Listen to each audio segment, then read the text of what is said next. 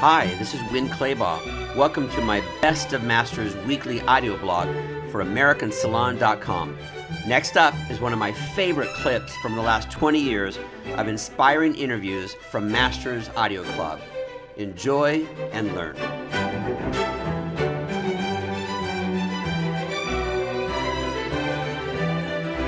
You actually were the global artistic director for Redken for several years. Mm-hmm. And prior to that, you worked with Trevor Sorbie as artistic director.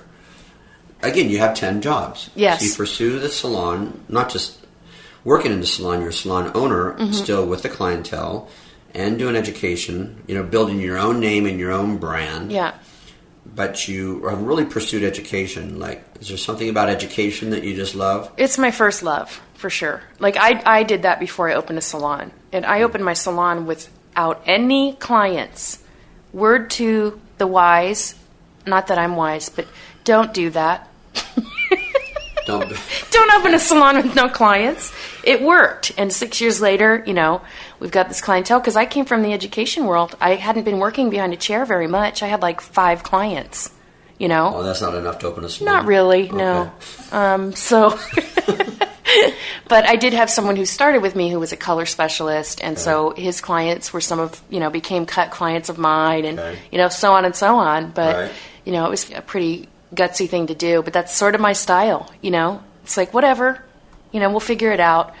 I say ready, fire, aim. Yeah, exactly. Which I love the philosophy, but, more and more, or a lot of times, it's really not the best philosophy it's not. To have. You need to aim a little bit and plan a little bit, but I'm just ready, fire, now we better figure this thing out. Yeah. And that's kind of, with my salon, it's been a real growth process, personally and professionally. Just running a business and managing people is a whole other skill set. It's a whole... Is it more difficult than you imagined that it was going to be? Yes. I love people, and I'm a natural leader, but that doesn't make me a manager. I think it's a different skill. What's the difference between leading and managing? Well, managing is... I'm on to the next thing all the time, and I'm positive, and I'm excited, and so for me, So you're the visionary, follow me, this is exciting. Well, now we're going to do this. Oh, wait, now we're going to do that, and, I need a manager is someone who stays on track, on purpose. Wear the right follows shoes through, today. Yeah, follows through, follows up with the team. Right. That's where I really have tried to get more consistent, because I'm all over the map, and so... Throughout the year, and the other thing I wanted to say is I could not have done this without the right people around me, and people that support and believe in the vision that I have, that are willing to work really hard, and like you were speaking about with the Beacon group, about the visionaries always saying yes, showing up early, staying late, just doing whatever it takes. Those are the kind of people that I love to have around me, because they inspire me to be better.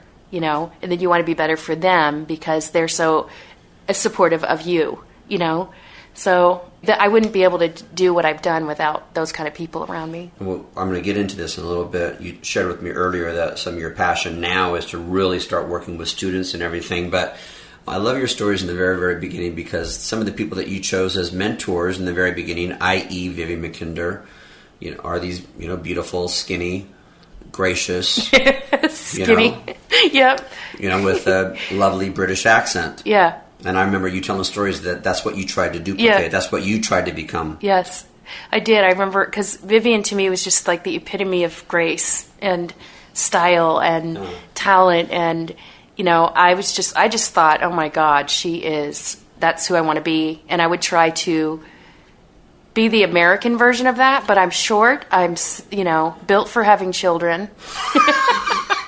And I'm American, I'm never going to have a British accent. I always, it's she's Grace Kelly and I'm Lucille Ball trying to be Grace Kelly. It's just not.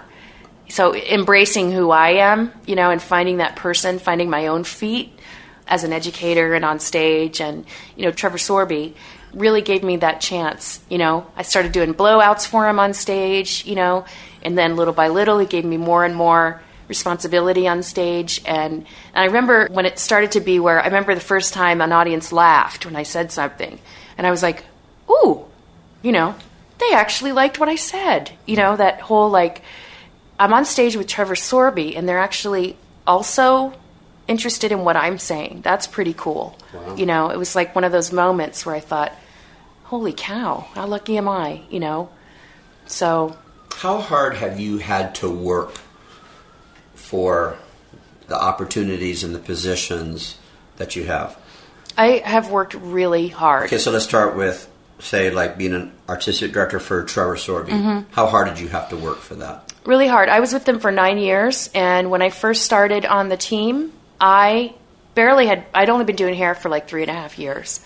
And I'd never done a demonstration, and so I had no knowledge of how to do a presentation, how to cut hair and talk at the same time, you know, how to represent a product line that I was just learning about, you know, working for one of the greatest hairdressers in the world, representing him.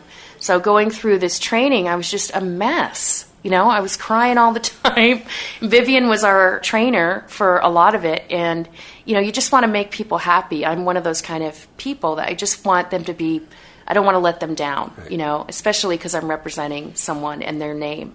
So I had a lot of falling on my face and crying, and, you know, thank God that Trevor saw something in me, you know, because he, for some reason, kept me around. And he said, you know, you're the greenest one that I have, wow. You know, and there was only 3 of us in the beginning. So, you know, little by slowly, you know, it was the hair challenge, learning how to be a precision hair cutter, you know, and going back and learning that foundation, which I had never had, learning how to do presentations, and learning the product line and how to represent a person and their culture and their product line all at the same time. So it was a lot going on for me.